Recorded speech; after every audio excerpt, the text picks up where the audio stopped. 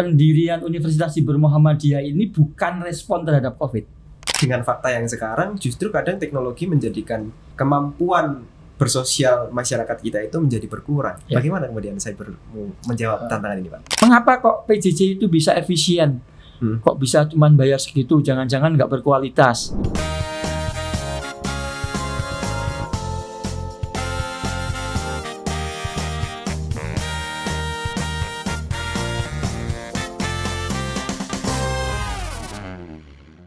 Assalamualaikum warahmatullahi wabarakatuh. Hai sobatmu semua, selamat datang di Lensamu Podcast. Seperti yang sudah teman-teman lihat di thumbnail YouTube, saat ini kita sudah kehadiran sosok yang luar biasa, tokoh Muhammadiyah, Dr. Bambang Rianta, STMT. Selamat datang Bapak. Selamat pagi. Pagi. Terima kasih sudah dapat kesempatan untuk berbicara di Lensamu Podcast. Ya, teman-teman, beliau ini adalah salah satu tokoh Muhammadiyah yang saat ini menjabat sebagai Rektor Universitas Sibermu. Nah, ini menarik nih. Ada satu kata siber, Pak. Kenapa Muhammadiyah ini membuat Universitas Siber, Pak? Oke. Baik, mungkin sekalian sejarahnya ya. Ya, boleh. Baik, jadi yang pertama tahun 2019 itu akhir tahun. Jadi yang perlu menjadi catatan adalah sebelum COVID itu pimpinan pusat Muhammadiyah langsung atas inisiatif Prof. Haidar Nasir itu melaunching berdirinya Universitas Siber Muhammadiyah pada saat milad. Tetapi pada saat itu namanya masih Muhammadiyah Online University. Di launching. Jadi itu akhir tahun 2019. Sebelum COVID. Maka pendirian Universitas Siber Muhammadiyah ini bukan respon terhadap COVID. Tapi ini adalah antisipasi dan visi dari PP Muhammadiyah bahwa pada saat itu sudah mulai difikirkan gejala-gejala terjadinya pergeseran orientasi pembelajaran generasi baru yang sudah sangat lekat dengan teknologi.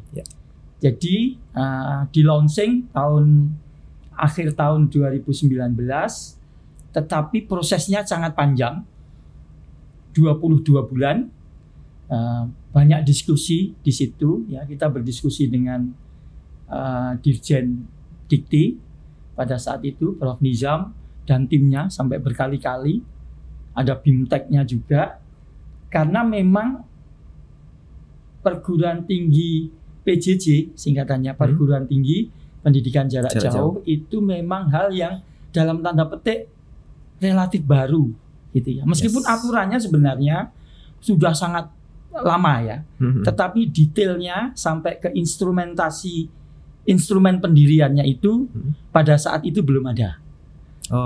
Ketika kita mendirikan, kemudian Dikti pada akhirnya memberikan izin operasional ya, melalui berbagai proses yang panjang itu. Dengan taat azas kita mengikuti ya dan melengkapi instrumen-instrumen dan borangnya. Kemudian kita tanggal 29 September 2021, jadi setelah 22 bulan sejak launching itu kemudian kita mendapat izin operasional. Nah, kalau ditanyakan mengapa berdiri, selain tadi alasan bahwa ini merupakan respon terhadap potensi pergeseran pembelajaran generasi baru, itu juga kita melihat bahwa di Indonesia itu baru sekitar 35%. Baru sekitar itu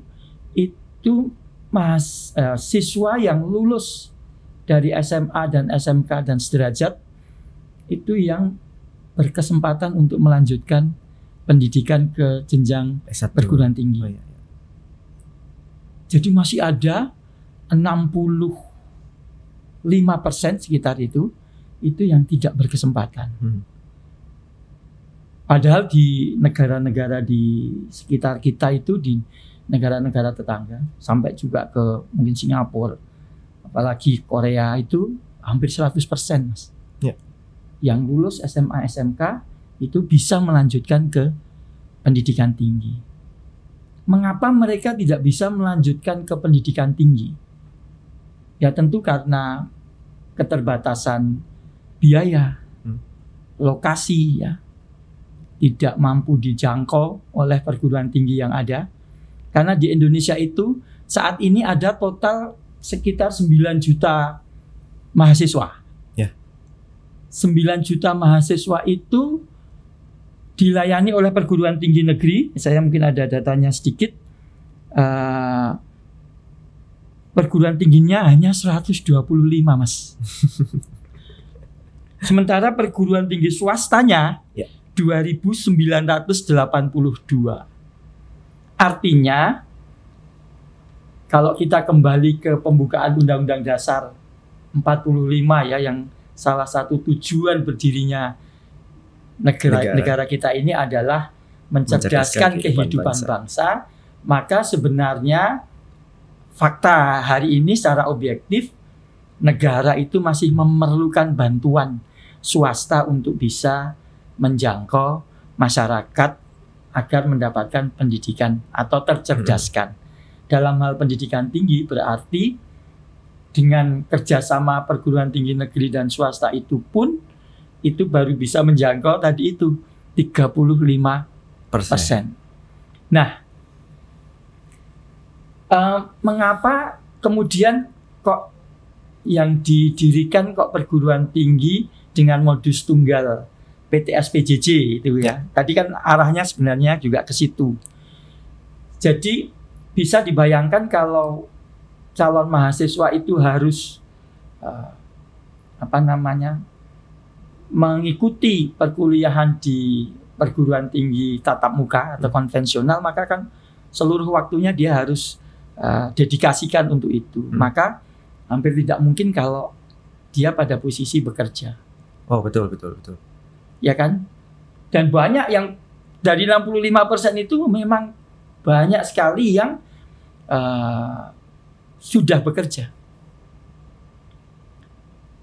Atau biaya.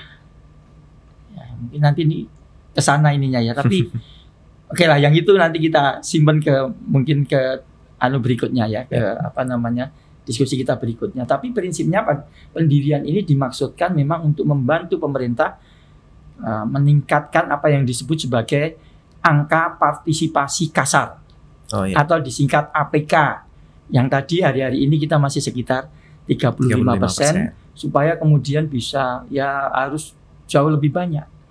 Karena dengan pendidikan itu akan bisa memberi peluang kepada rakyat, kepada masyarakat untuk mobilisasi vertikal, untuk meningkatkan derajat kehidupannya dan seterusnya. Ya, saya kira mungkin itu nanti kita akan lebih dalam lagi. Silakan Mas. Saya kira itu menarik ya Pak. Tadi sudah dipantik bahwa memang kalau misalnya kita berkaca dari Undang-Undang Dasar bahwa kewajiban negara itu adalah mencerdaskan kehidupan bangsa dan pelihara fakir miskin. Ya. Pokok utamanya itu 2. Sedangkan pendidikan itu menjadi kunci utama yang kita tahu secara faktual ketika kebanyakan orang menempuh pendidikan tinggi, cara dia, value dia untuk kemudian bisa meningkatkan derajat ekonomi itu akan semakin terbuka peluangnya gitu.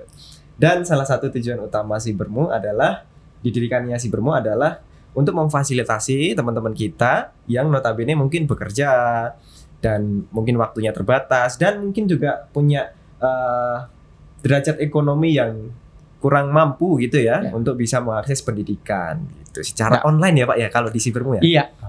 Berarti tadi pendidikan jarak jauh teman-teman. Pendidikan jarak jauh. Dan ini kalau misalkan kita lihat dari segi data ya Pak ya. Saya usia 20-an memang sekarang lebih dekat dengan teknologi tentu. Dan saya rasa tepat Muhammadiyah untuk kemudian menghadirkan Sibermu ini menjadi salah satu jalan untuk memfasilitasi teman-teman kita yang ingin mendapatkan pendidikan yang lebih tinggi gitu. Kalau boleh tahu kalau di Sibermu itu ada jurusan apa aja Pak? Oke, jadi ada 6 prodi ya.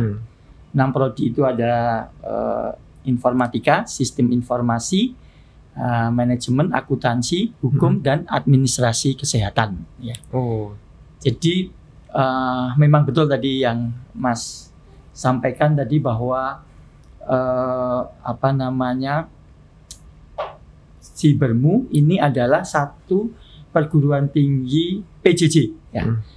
Jadi ada terminologi yang perlu kita pahami bersama ini supaya tidak salah paham. Ada yang namanya dulu itu ada yang namanya kelas jauh. Itu oleh pemerintah agak dilarang, kelas jauh loh ya. Tapi hari-hari ini itu diakomodasi dengan program yang namanya PSDKU, program studi di luar kampus utama. Ada lagi yang namanya pendidikan jarak jauh, dan itu beda, sangat berbeda. Kalau pendidikan jarak jauh itu adalah pendidikan yang memanfaatkan teknologi informasi. Yes. Itu PJJ. Dan itu malah sangat direkomendasikan oleh Dikti agar perguruan tinggi yang ada bahkan ya yang tidak modus tunggal pun bisa memberikan layanan PJJ. Jadi di Indonesia itu perguruan tinggi yang menggunakan modus tunggal itu hanya ada 4. Yang seperti Sibermu itu hanya ada 4. Maksudnya modus tunggal itu apa, Pak? Modus tunggal itu full PJJ, pendidikan jarak jauh. Oh, ya. Jadi ada beberapa modus ya. Ada modus tunggal itu ada yang full PJJ atau yang kelas ya. Kemudian ada namanya dalam hal PJJ itu ada namanya hybrid learning atau blended learning, yaitu ketika kita dosen menjalankan atau prodi menjalankan satu mata kuliah, ada sesi yang diselenggarakan secara daring dan ada sesi yang diselenggarakan tatap muka. Oh, di kelas ini banyak gitu sekarang ya? Saya kira ya. Tapi itu ada aturannya. Yang PJJ yang daring hanya boleh di bawah 50%. Oh, sesinya. Dari 16 pertemuan misalnya berapa? 5 sampai 7 gitu. Itu daring. Nah, itu boleh. Itu namanya blended atau hybrid learning. Kemudian ada namanya modus ganda paralel. Ini kayak badminton ya. Ganda paralel itu perguruan tinggi tatap muka itu boleh melayani masyarakat dengan skema PJJ. Dengan cara membuka prodi PJJ, Mas. Oh, khusus spesifik di kampus misalnya itu? Sudah punya prodi apa? Misalnya saya di HI misalnya. HI dengan syarat-syarat tertentu boleh mendirikan prodi HI PJJ. Tapi harus punya prodi HI dulu. Oh ya, sebagai syarat utama. Iya. Boleh mendirikan prodi PJJ. Nah, itu namanya modus ganda paralel ya. Nah, di Indonesia itu ada total ada 95 prodi kira-kira. Kemudian di Indonesia itu ada sekitar 95 prodi yang melayani PJJ. Nah, ada 27 total perguruan tinggi termasuk yang modus tunggal tadi, termasuk juga yang modus ganda tadi. Oh ya. Gitu. Jadi itu. Nah, kemudian yang tadi apa yang mungkin juga perlu dipahami. Nah, tadi yang prodi PJJ, kemudian ada namanya PSDKU. Nah, kalau PSDKU itu memang prodi jarak jauh. Tadi juga menarik disinggung tentang saya usia 20 itu termasuk generasi native technology. Iya, yang lekat dengan teknologi. Memang ada teorinya, Mas. Yes. Namanya teori generasi. Jadi generasi itu bisa dikelompokkan ke generasi tradisionalis, generasi baby boomers, generasi X, generasi Y, generasi Z, generasi Alpha gitu ya. Saya termasuk generasi X. Anda mungkin sudah saya di Y atau Z mungkin malah. Yes, di Z Pak. Gen Z ya. Gen Z. Itu masing-masing punya karakteristiknya dan punya kelebihan dan kekurangannya. Tapi kalau saya boleh bagi menjadi dua kelompok generasi itu, ada generasi lama dan baru. Mungkin saya transisi gitu ya. Memang hari-hari ini ada persoalan. Ya, ya. Karena pengelola organisasi, pimpinan-pimpinan organisasi biasanya dari generasi lama, sementara yang dikelola itu biasanya generasi baru. Oh iya, kalau jadi ada gap generasi di situ. Kalau misalkan kita melihat skema pembelajaran kan pendidiknya adalah orang-orang yang jauh dari kita, sedangkan kita yang sebagai orang yang akan menerima informasi yang disampaikan itu ada jarak gitu ya, Pak. Iya, betul. Betul. Jadi kalau saya kebetulan bekerja dengan generasi yang relatif muda ya. Dosen-dosen itu harus fresh kalau di Sibermu pada saat pendirian, belum punya NIDN dan seterusnya. Jadi muda sekali. Saya melihat luar biasa ini kelebihan teman-teman generasi yang muda ini dibanding kami. Ya, dalam banyak hal saya melihat lebih banyak kelebihannya. Jadi memang kalau di generasi kami itu mungkin kita punya visi dan wisdom, tapi di generasi yang muda itu punya energi, kreativitas dan inovasi yang akan sulit bagi kita untuk bisa mengejarnya sebenarnya. Oke, jadi seperti itu. Kita ada 6 prodi, kembali ke pertanyaan tadi, di dalam 2 fakultas ya. Itu menarik juga ya kalau misalnya kita melihat semangat Muhammadiyah itu kan feeding, healing, schooling. Nah itu dari 6 jurusan itu sudah bisa tercerminkan semua, Pak. Tadi ada administrasi kesehatan, ada, IT dan lain sebagainya. Oh itu menarik gitu.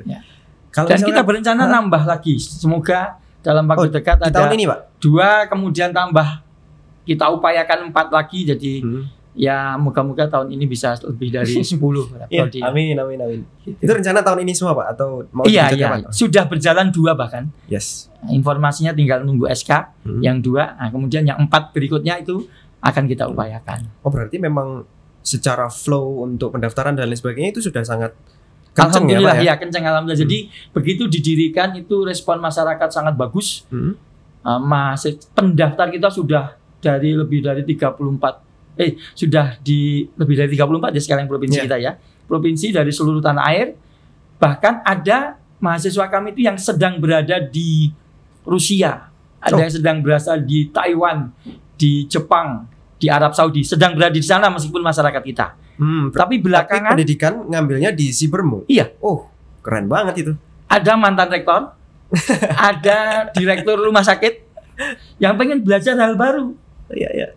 Dokter pengen belajar sistem informasi, masuk ke situ. Ada hari-hari ini ada yang daftar dari Timor Leste. Jadi itu kalau itu betul-betul mahasiswa luar negeri. Gitu. Jadi memang menggembirakan kalau pendaftar total sejak didirikan yang baru 2,5 tahun kita ada hampir 2.000. Pendaftar hampir 7.000. Pendaftar loh ya. Tapi mahasiswa kita hampir 2.000. Sedikit lagi 2.000. Moga-moga targetnya tahun ini 3.500 sampai 4.000. Amin ya. Ya itu bisa diupayakan, Pak. Ya, salah satunya dengan marketing di media. Iya. Berarti kalau misalkan sudah banyak itu kemarin pendaftaran kalau boleh tahu berapa, Pak? Apakah itu cukup terjangkau untuk era saat ini? Misalkan harganya? Iya, pembiayaan kuliah. Iya. Jadi gini, sifat dari pembelajaran jarak jauh itu terbuka dalam banyak hal. Maka kita berupaya untuk bisa mengakomodasi masyarakat yang memang pengen bergabung di Universitas Sibermu Muhammadiyah. Salah satu syaratnya yang memang harus terjangkau. Kami ada mahasiswa yang daftar pertama kali itu ada bisa masuk ke penuh waktu dan paruh waktu. Kalau penuh waktu itu ngambil 18 SKS, biayanya sekitar 2 juta. Per 1 semester? Per 1 semester ya. Bayangkan dibanding dengan yang perguruan tinggi tatap muka. Jadi sekitar 2 juta. Kalau ngambil separuh waktu itu bisa separuhnya. Oh, 1 juta berarti ya? Iya, meskipun cuma dapat 9 SKS. Sekitar 9.800 apa berapa gitu. 2 juta itu sudah termasuk biaya yang kembali ke mahasiswa. Ada jaket, ada macam-macam itu. 2 juta 2.300 atau berapa gitu. Nah, detailnya saya agak nggak hafal. Nah, kemudian kalau nanti sudah tahun kedua, tahun ketiga, misalnya pada posisi sibuk, atau pas tidak ada biaya dan seterusnya. Kalau PJJ itu skenario pembelajarannya tergantung yang bersangkutan. Saya karena sibuk sekali nih, saya ngambil satu mata kuliah saja bisa. Oh, dalam satu semester itu? Iya, bisa. Ya memang konsekuensinya nanti kuliahnya agak lama gitu ya. Meskipun kita PJJ dan PJJ itu selama ini yang terjadi itu lulusnya lama. Oh iya. Yang terjadi selama ini ya. Tapi kami punya komitmen, kita melakukan pendampingan terus menerus dengan dosen pembimbing. Jadi terbimbing itu harapannya ya bisa tepat waktu kuliahnya dengan cara PJJ, dengan cara yang juga sangat berkualitas. Karena kita sediakan learning management system yang lengkap dan sebagainya. Bahkan nanti mungkin kami bisa sampaikan kita untuk melengkapi aspek-aspek afektif dan psikomotor itu kita mengembangkan apa yang disebut sebagai kampus virtual. Oh, itu sekaligus menjawab pertanyaan saya yang belum saya tanyakan. Oh, oke. Silakan tanyakan dulu. Karena dari apa yang dikeluarkan mahasiswa itu tadi pasti akan ada value yang didapat gitu ya. Maksudnya ada keunggulan-keunggulan yang didapat. Selain tadi ada manajemen pendidikan yang berupaya untuk dimaksimalkan untuk memfasilitasi mereka untuk lulus cepat dan lain sebagainya. Dan apa lagi, Pak? Yang pertama jelas fleksibilitas. Oh ya. Jadi kuliah di Cybermu itu fleksibel. Satu misalnya dari sisi lokasi. Saya kemarin muter Sumatera itu dari Lampung, Palembang, Musi Banyuasin, Padang, Kerinci, Pekanbaru, Aceh, Medan, Papua juga sudah ke Biak, Serui, pulau kecil di ujung sana itu ya. Serui, ada Cybermu di sana, Mas. Kemudian Manokwari, Bintuni, Sorong dan sebagainya bisa mengakses LMS kami, bahkan bisa mengakses kampus virtual kami. Jadi begini, kekuatan dari pembelajaran jarak jauh yang belum dipahami masyarakat adalah seakan-akan pembelajaran jarak jauh itu Zoom. Saya yakin hampir semua memahami bahwa PJJ itu ya Zoom meeting. Padahal Zoom itu hanya sedikit saja bagian fitur kecil. Bagian kecil dari struktur pembelajaran yang ada di PJJ ya. Jadi kekuatan dari PJJ sebenarnya ada di asinkronusnya. Ruang-ruang tutorial. Asinkronusnya itu adalah semua materi dalam bentuk teks, dalam bentuk video pembelajaran, kemudian dalam bentuk presentasi dan seterusnya itu sudah siap. Termasuk penugasannya, ada assignment, ada kuis, ada forum. Saya kira kalau pernah mengikuti kuliah dengan LMS, saya kira bukan hal yang aneh ya. Itu kuis, forum, kemudian assignment dan sebagainya itu sudah disiapkan sebelum semester dimulai. Jadi masyarakat dimanapun, misalnya alasannya, aduh internetnya kurang bagus gitu misalnya, maka ya tunggu saja, toh nanti bisa diakses kapan saja, asinkronusnya itu. Jadi itu kekuatannya PJJ. Jadi satu fleksibilitas, bisa dari mana saja, bisa sambil bekerja, itu ya, dari mana saja. Kemudian atau lagi untuk bapak-bapak atau mahasiswa yang sudah bekerja misalnya sebagai polisi yang sering dipindah tugaskan, itu menjadi nggak ada masalah di Cybermu, dan itu banyak sudah jadi mahasiswa kami banyak ya. Kemudian itu fleksibilitas, tadi terjangkau biayanya sudah kita bahas cukup panjang. Kemudian terbimbing tadi juga sudah saya sampaikan, karena LMS dan dosen sangat membantu ya. Kalau ada persoalan-persoalan berkaitan dengan akademik, bahkan non akademik, ini biayanya kok sulit begini bisa didiskusikan.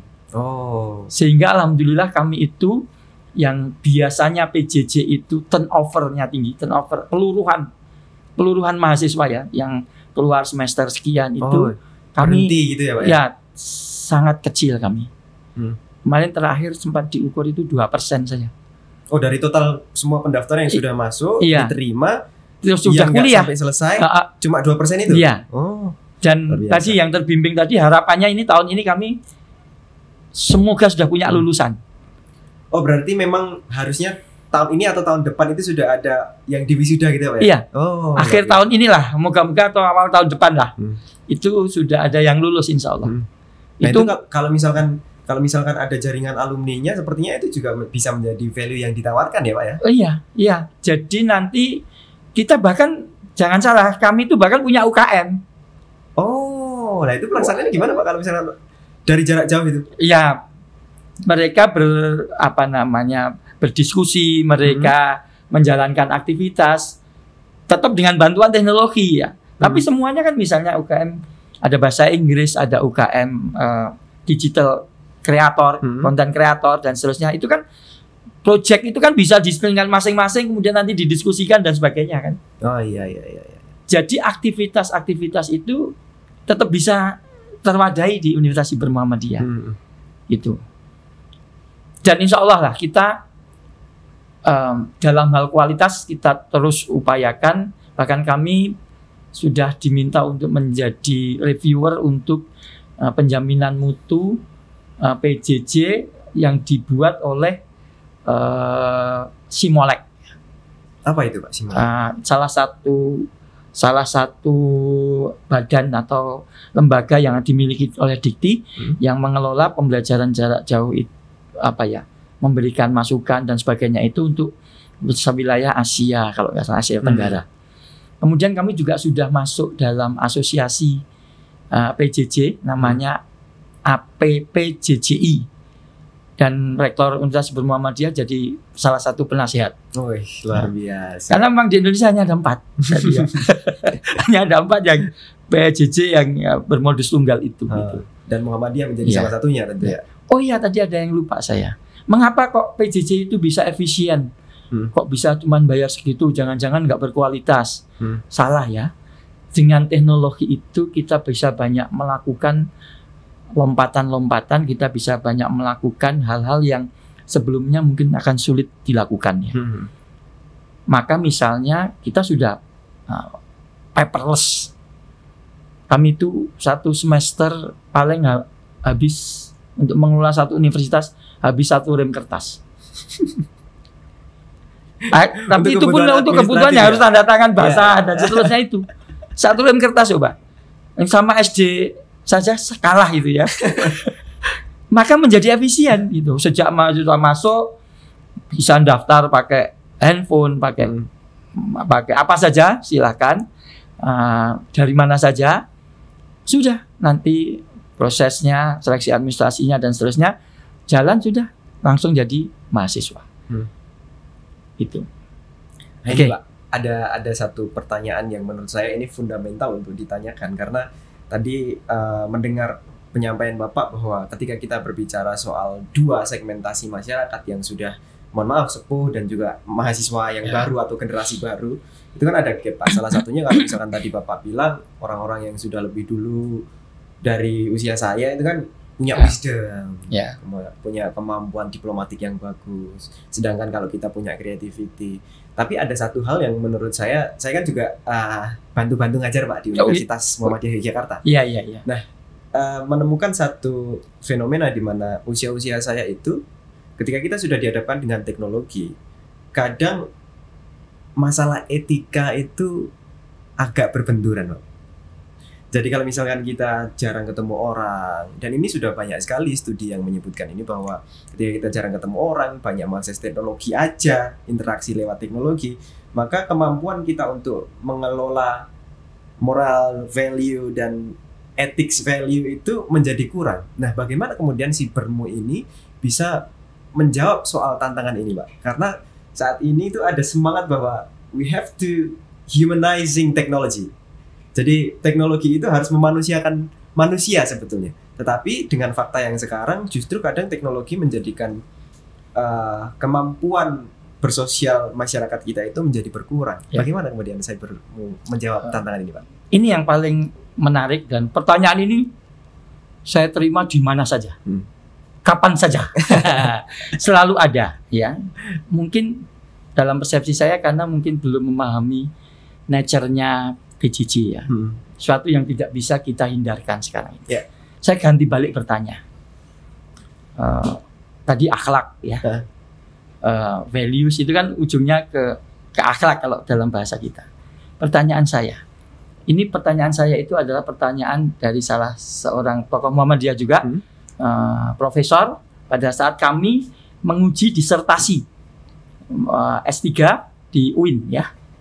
Saya tanyakan ke Anda pernah bertemu dengan Rasul? Belum. Kok bisa? Akhlaknya kok bisa sampai? Ya. Itu kan fundamental ya. Jadi tidak harus ketemu. Ini kan hanya media saja. PJJ itu. Di situ kita bisa menyampaikan aspek-aspek afektif, Yes. bahkan psikomotor dengan sekarang teknologi terbaru nanti akan saya sampaikan ya. Jadi kita bisa memanfaatkan media ini untuk mentransfer kognitif, afektif, dan psikomotor. Misalnya nih, kita pengen mentransfer nilai disiplin melalui PJJ. Ya sudah, kita buka kuliah jam sekian, tak. Mahasiswa yang terlambat, catat. Apa bedanya dengan masuk ke kelas? Sama kan? Itu dalam hal misalnya disiplin. Bahkan kalau kita pernah menggunakan LMS, kita akan tahu di situ ada yang namanya fasilitas atau fitur progress bar. Dosen itu nanti akan tahu apakah mahasiswa itu membuka file atau tidak, masih kapan, detik ke berapa, menit ke berapa, berapa lama mahasiswa itu mengerjakan kuis sudah atau belum, mahasiswa itu aktif di forum atau tidak. Itu malah terpantau.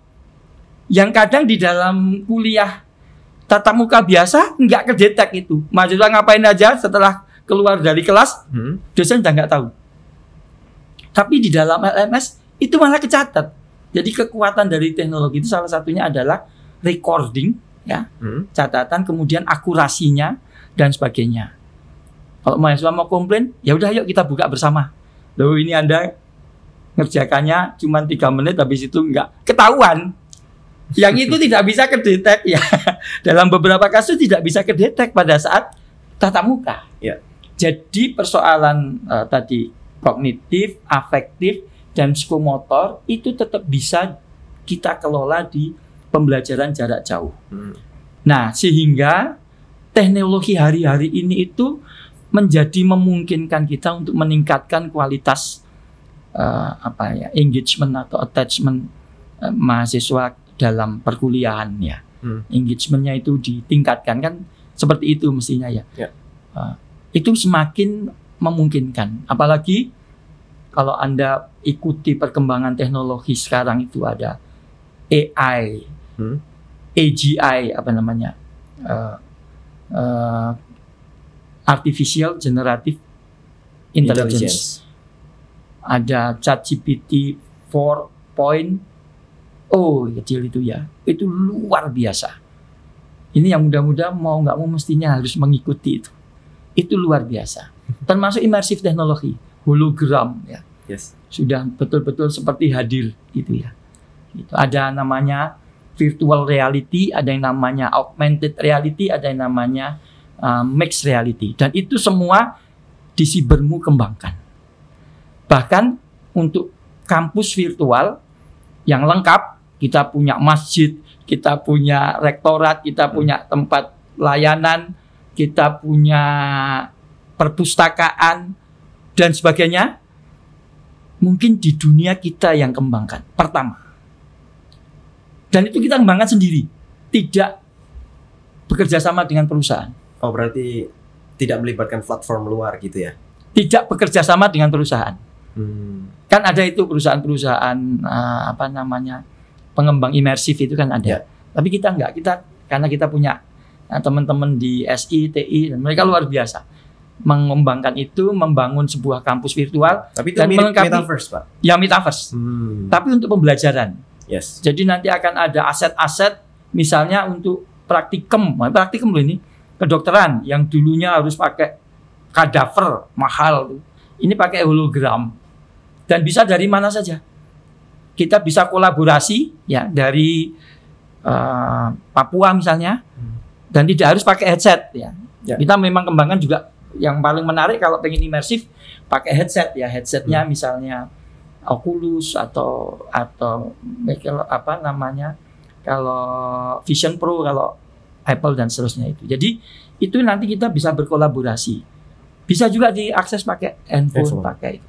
Mau pinjam buku, kalau kami harus buat perpustakaan fisik siapa yang mau datang? Maka kita buat perpustakaannya virtual. Jadi nanti sekarang pun mahasiswa bisa pinjam buku secara virtual di situ. Oke. Nah ini yang kami optimis ini akan menjadi, karena gini,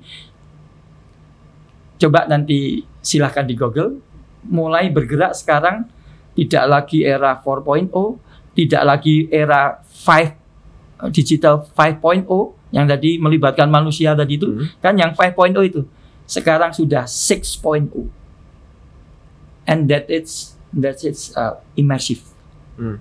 Jadi 6.0 itu immersif dan kami sudah mengembangkan itu. Silakan kalau pengen main-main ke Universitas Muhammadiyah. Teman-teman, kalau misalnya kita ngomongin Sibermu ini, nah ini dari beberapa hal yang sudah disampaikan. Gimana sih Pak cara daftar di Sibermu? Siapa tahu nanti saya mau lanjut S1 lagi. Oh boleh. Oh banyak, itu ada yang sedang S3 ngambil S1 di Sibermu. Silakan aja akses saja di lamannya Sibermu. Berarti pendaftaran bisa diakses bisa di mana saja, dari situ, dari mana saja bisa. Kalau nggak mantep bisa juga datang ke kami, ada namanya mitra-mitra kita. Saya sudah menandatangani lebih dari 200 perjanjian kerjasama dengan jaringan Muhammadiyah, PDM itu di berbagai tempat. Ada namanya unit program belajar jarak jauh. Kalau pengen hal-hal fisik itu di sana. Berarti bisa langsung datang ke sana. Iya, itu bisa di situ. Kita ada di Kendari, ada di Jogja, ada di Kuningan. Kemudian ada kelompok belajar gitu ya, ada di tadi yang saya sebutkan di Serui. Ada banyak itu ya kelompok belajar di Bandung, di Cianjur, di Kerinci dan seterusnya itu kelompok belajar atau tempat pendaftaran. Itu. Tapi ya gampang sebenarnya pakai ini, selesai dari mana saja. Cuman kalau nggak mantep itu nanti datang ke situ kemudian ya kayak daftar minta pertimbangan. Ya boleh, silakan. Oke. Mungkin itu Pak, tapi sebelum kita berakhir mungkin ada pesan Pak untuk teman-teman yang sedang berjuang untuk melanjutkan studi lanjut gitu. Baik, terima kasih. Jadi yang pertama itu motivasi itu harus terus ada gitu ya. Dan hari-hari ini pendidikan itu semakin fleksibel, semakin memudahkan kita untuk belajar, semakin mestinya ini ya. Maka kalau ada apa itu yang biaya naik itu yang sedang rame itu kok agak aneh ya. Maksudnya adalah mestinya biaya pendidikan itu harus semakin murah kalau mau manfaatkan teknologi. Jadi teknologi itu memberi kesempatan kita untuk melompat, membuat semakin efisien, membuat semakin murah, tetapi juga semakin berkualitas. Karena kemampuan teknologi itu ya. AI itu, nah ini juga paradigma pendidikan itu juga dalam hari-hari ini memang perlu terus dilakukan review dan pembaharuan ya. Karena apa? Berkembangnya AI ini betul-betul jadi game changer. Elon Musk sudah bilang bahwa AI itu sudah lebih pintar dari orang terpintar yang ada di bumi. Bahkan berkembang lagi 1-2 tahun lagi itu lebih pintar dari semua manusia yang ada di bumi. Kalau Anda pakai ChatGPT buat apa-apa saja bisa. Saya udah nyoba itu ya. Coding bisa, menyelesaikan matematika setingkat persamaan diferensial bisa, integral apalagi mudah itu ya. Terus nanti kuliah itu ngapa? Nah ini, tapi intinya sebenarnya kan belajarnya itu yang maksud saya yang harus terus kita kita berikan semangat, jangan berhenti belajar. Siapapun ya, siapapun begitu sudah berhenti belajar, ya pada saat itulah dia menginvestasikan kehancuran dirinya. Jadi jangan berhenti belajar, jangan putus asa, jangan berhenti belajar, karena semakin mudah intinya dengan teknologi kita itu belajar. Saya ngingatin sedikit aja, saya waktu S1, waktu mau nyusun tugas akhir, saya itu di mesin, Mas. Tugas akhir saya itu mendesain ganti kren untuk peti kemas. Maka ketika saya mau nyari bentuknya seperti apa, spesifikasinya seperti apa, maka saya harus beli tiket ke Jakarta, naik kereta ke Jakarta, terus sebelumnya lihat di nenek moyangnya Mbah Google itu namanya Yellow Pages ya. Ingat kan yang gambarnya gini itu dulu sebelum ada Google itu informasi itu ya. Harus lihat di situ. Belum tahu, pernah tahu ya Yellow Pages? Saya belum pernah. Waduh, nanti dilihat ya. Yellow Pages itu nenek moyangnya Mbah Google itu ya. Jadi saya harus ke Jakarta, kemudian sana muter-muter nyari di perpustakaan di sini yang saya kira ada nggak ada. Ke sana kemari nggak ada. Akhirnya ke pelabuhan itu punya saya kopi segini tebelnya, saya bawa pulang, baru saya mulai ngerjakan. Sekarang apa yang saya lakukan itu hanya butuh tidak ada 10 detik. Klik, dapat. Apa susahnya sekarang? Jadi kalau sekarang kuliah kok lama itu, menurut saya cuma semangatnya aja itu yang semuanya itu mudah sekali. Saya kuliah S3 lebih banyak konsultasi ke YouTube ya. Itu kira ke YouTube itu dosen-dosen dari Stanford, dari mana-mana itu ada di situ. Apa susahnya kuliah, nyelesain kuliah sekarang ini? Ayo yang muda-muda ini. Itu loh, nggak ada susahnya, betul-betul nggak ada susahnya. Sulit sedikit, jadikan ChatGPT sahabat. Kalau saya begitu, saya malah minta mahasiswa saya jadi sahabat. Udah selesai buat proposal, buat laporan, buat artikel. Apa susahnya? Ayo ini, yang muda-muda ini. Yang penting sebenarnya bukan formalnya, tetapi semangat belajarnya itu yang harus terus kita jaga. Gitu ya. Itu menjadi akhir diskusi kita teman-teman. Jangan lupa jangan berhenti untuk tetap semangat teman-teman. Bisa melanjutkan studinya setinggi mungkin. Kalau misalnya teman-teman belum mampu, Cybermu bisa jadi salah satu solusi. Terima kasih, saya Muhammad Yasir Abdad. Terima kasih Bapak Bambang sudah menyempatkan hadir di Lensamu Podcast. Dan terima kasih Sobat Mu ya. Sobat Mu. Oke, mari kita tutup. Assalamualaikum warahmatullahi wabarakatuh.